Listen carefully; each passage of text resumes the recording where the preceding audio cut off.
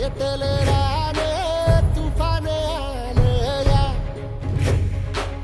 काळ्या भुईच्या भेटीला हे आभाळ आलं या ढेगाळ माय मातीच्या ह्या डोळ्यात जागली या आस घेऊन हात हातामंदी घेतला लेकरांनी ध्यास लई दिसानी भारल्या वाणी शिवार झालं या सुटीनं पेटलं रानं तुफान आलं या